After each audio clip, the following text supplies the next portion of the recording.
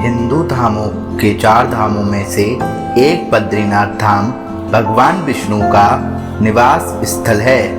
यह भारत के उत्तरांचल राज्य में अलकनंदा नदी के बाएं तट पर नर और नारायण नामक 2 पर्वत श्रेणियों के बीच स्थित है।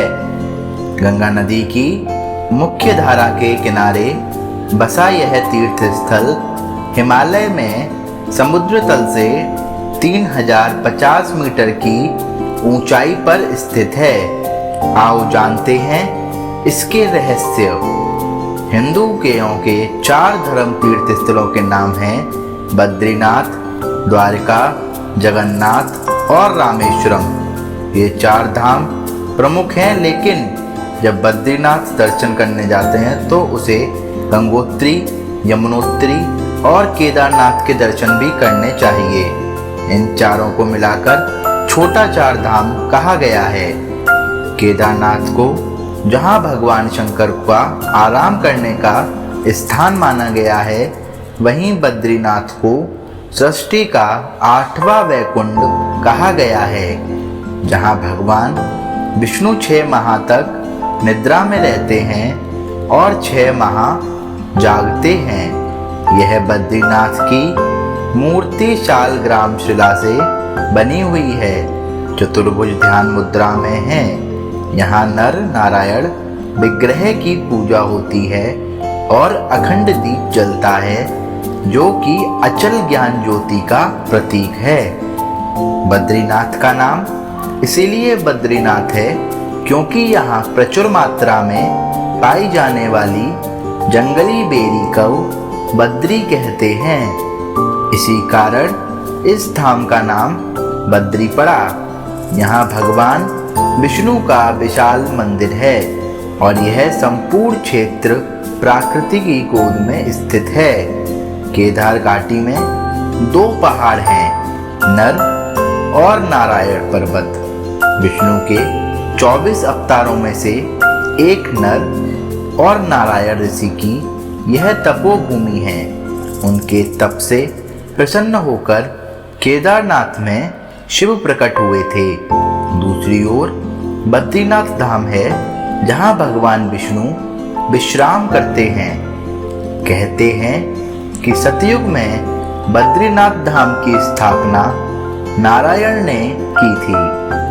भगवान केदारेश्वर ज्योतिर्लिंग के दर्शन करने के बाद बद्री क्षेत्र में भगवान नर नारायण का दर्शन करने से मनुष्य के सारे पाप नष्ट हो जाते हैं और उसे जीवन मुक्ति भी प्राप्त हो जाती है। इसी आशय को शिव पुराण के कोटि रुद्र संहिता में भी व्यक्त किया गया है। पुराणों के अनुसार भूकंप, जल प्रलय और सूखे के बाद गंगा लुप्त हो जाएंगी और इसी गंगा की कथा के साथ जुड़ी है बद्रीनाथ और केदारनाथ तीर्थ स्थल की रोचक कहानी। भविष्य में नहीं होंगे बद्रीनाथ के दर्शन, क्योंकि माना जाता है कि जिस दिन नर और नारायण पर्वत आपस में मिल जाएंगे, बद्रीनाथ का मार्ग पूरी तरह बंद हो जाएगा। भक्त बद्रीनाथ के दर्शन नहीं कर पाएंगे। पुराणों के अनुसार आने वाले कुछ वर्षों में वर्तमान बद्रीनाथ धाम और केदारेश्वर धाम लुप्त हो जाएंगे और वर्षों बाद भविष्य में ही भविष्य बद्री नामक नए तीर्थ का उद्गम होगा। यह भी मान्यता है कि जोशीमठ में स्थित नरसिंह भगवान की मूर्ति का एक हाथ साल दर साल पतला होता जा रहा है। जिस दिन यह हाथ लुप्त हो जाएगा, उस दिन बद्री और केदारनाथ तीर्थ स्थल भी लुप्त होना प्रारंभ हो जाएंगे। मंदिर में बद्रीनाथ की दाहिनी ओर कुबेर की मूर्ति है। उनके सामने उद्धव जी हैं तथा उत्सव मूर्ति है।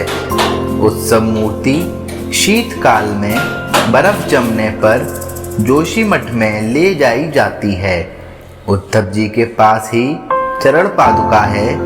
बाईं ओर नर नारायण की मूर्ति है।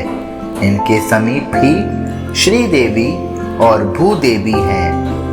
भगवान विष्णु की प्रतिमा वाला वर्तमान मंदिर 3133 मीटर की ऊंचाई पर स्थित है और माना जाता है कि आदि शंकराचार्य 8वीं शताब्दी के दार्शनिक संत ने इसका निर्माण कराया था।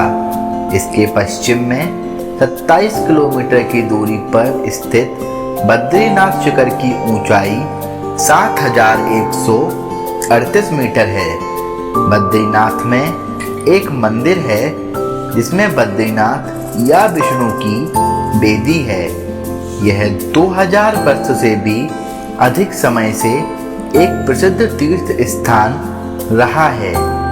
बद्रीनाथ में अन्य कई प्राचीन स्थल हैं, जैसे अलकनंदा के तट पर स्थित अद्भुत गर्म झरना जिसे तप्त कुंड कहा जाता है, एक समतल चबूतरा जिसे ब्रह्म कपाल कहा जाता है, पौराणिक कथाओं में उल्लेखित एक सांप शिला है, शेषनाग की कथित छाप वाला एक शिलाखंड शेष नेत्र है, भगवान विष्णु के पैरों के निशान हैं, चरण पादुका। बद्रीनाथ से नजर आने वाला बर्फ से ठंडा ऊंचा शिखर नीलकंठ, जो गढ़वाल क्वीन के नाम से भी जाना जाता है। जब भगवान विष्णु ध्यान योग में लीन थे तो बहुत अधिक हिमपात होने लगा। भगवान विष्णु और उनका घर हिम में पूरी तरह डूबने लगा। यह देखकर माता लक्ष्मी व्याकुल हो उठी। तब उन्होंने स्वयं भगवान विष्णु के समीप खड़े होकर एक बेर बद्री के वृक्ष का रूप ले लिया और समस्त हिम को अपने ऊपर सहने लगी। माता लक्ष्मी जी भगवान विष्णु को धूप, वर्षा और हिम से बचाने की कठोर तपस्या में जुट गईं।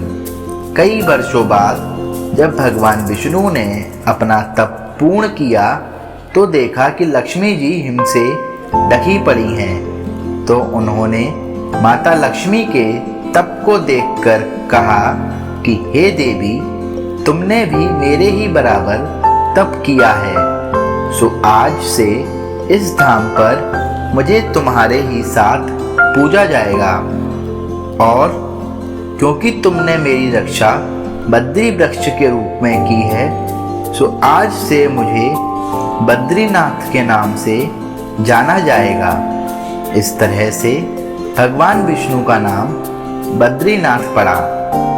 4 धामों में से एक बद्रीनाथ के बारे में एक कहावत प्रचलित है कि जो जाए बद्री वो ना आए ओदरी, अर्थात जो व्यक्ति बद्रीनाथ के दर्शन कर लेता है उसे पुनः उदर यानी गर्भ में नहीं आना पड़ता है, मतलब दूसरी बार जन्म नहीं लेना पड़ता है। शास्त्रों के अनुसार मनुष्य को जीवन में कम से कम 2 बार बद्रीनाथ की यात्रा जरूर करनी चाहिए।